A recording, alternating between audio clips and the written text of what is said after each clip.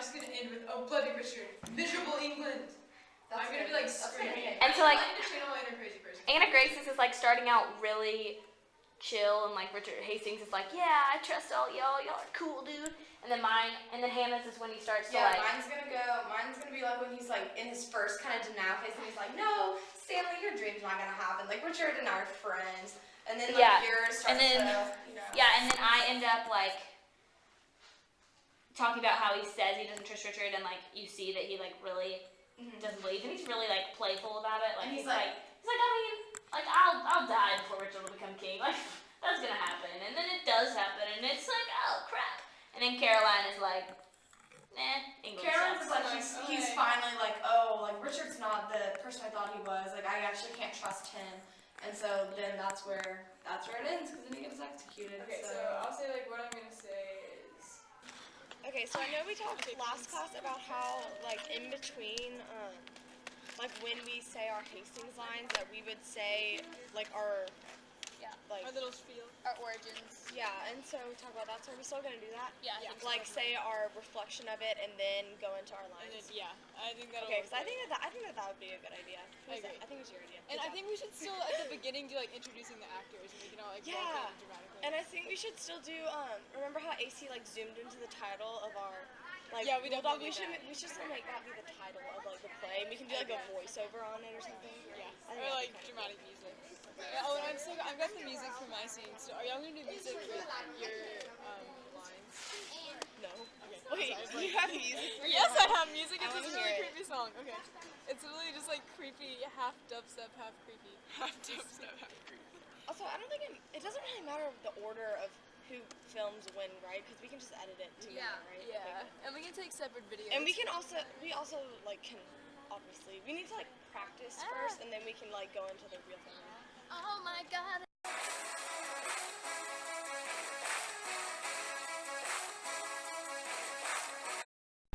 This is when Hastings is still in favor of Richard and all that he is doing, and is giving all of his trust to Richard and believes that he is doing what is the best for England.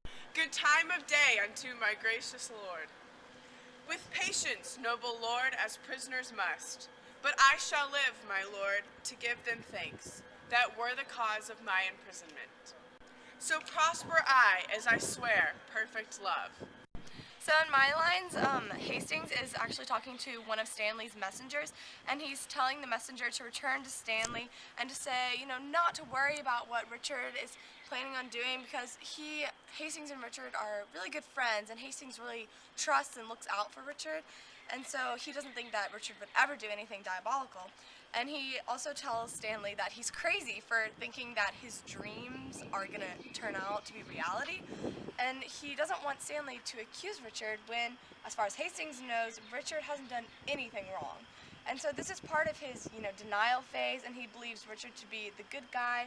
And this is, even though Hastings doesn't realize it yet, this is kind of the first scene where doubt is planted into Hastings' mind about Richard because of Stanley's dream.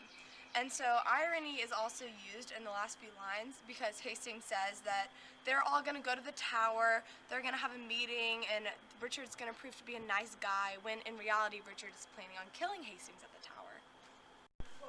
Go, fellow, go, return unto thy lord, bid him not fear the separated councils.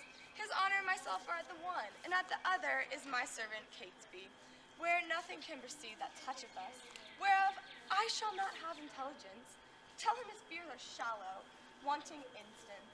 And for his dreams, I wonder he is so fond to trust the mockery of unquiet slumbers, to fly the boar before the boar pursues.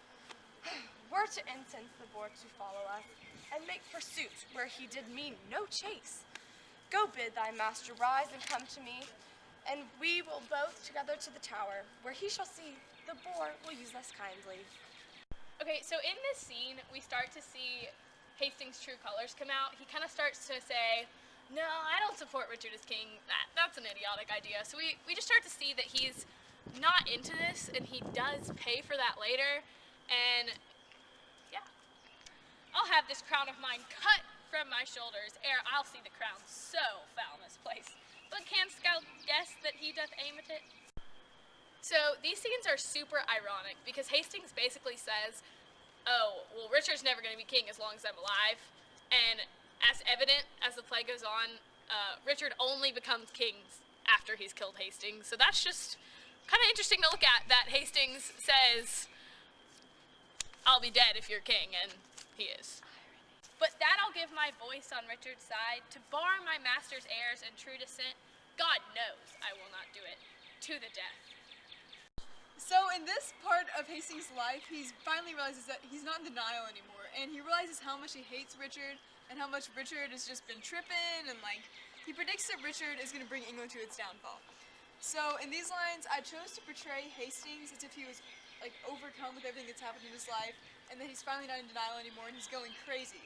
So I say all of his lines, and at the end I chose to repeat the lines where, or his apostrophe, where he's referring to other people.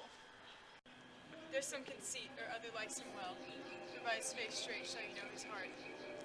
Woe, woe for England, not a whit for me, and I myself secure in grace and favor. Oh Margaret, Margaret, now thy heavy curse is lighted on poor Hastings' wretched head. Oh momentary grace of mortal men, which we more hunt for than the grace of God, who built his hopes in air of your good looks, looks like a drunken sailor on a mast, ready, with every knot to tumble down to the fatal wells of the deep. Oh bloody Richard, miserable England, I prophesy the fearfulest time to thee that ever wretched age hath looked upon. Come, lead me to the block, bear him my head.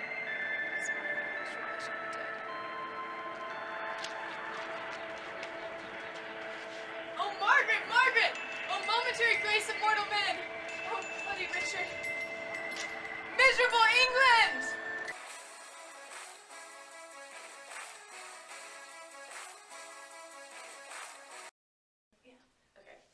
So what did y'all find like challenging about becoming Hastings in the process? I think one of the hardest parts is that Hastings is kind of, as he progresses throughout the story, it's not a really, really obvious progression. It kind of happens slowly. So it kind of took a while to realize what parts we wanted to use, because, you know, we were looking at it and we're like, okay, well, here he's this, but then he's kind of the same thing here, but he's also changed a little bit.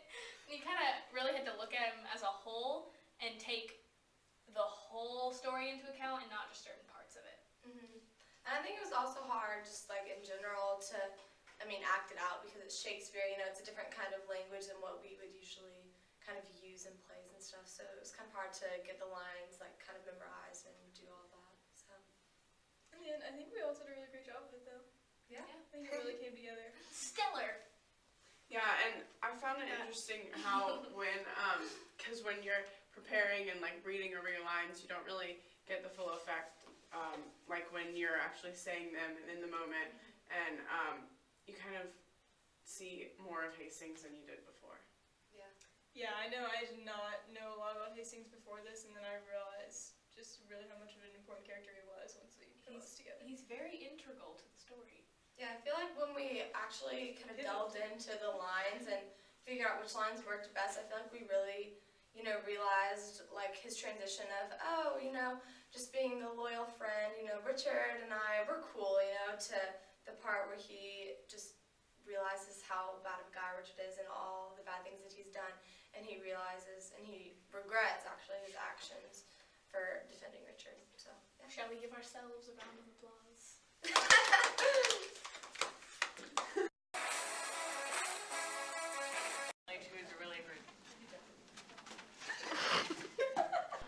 Good time of day unto my gracious Lord. Whoa.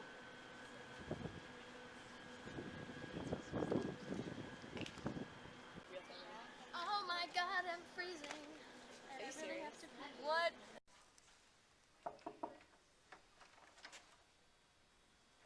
Hey, I'm coming out of the closet.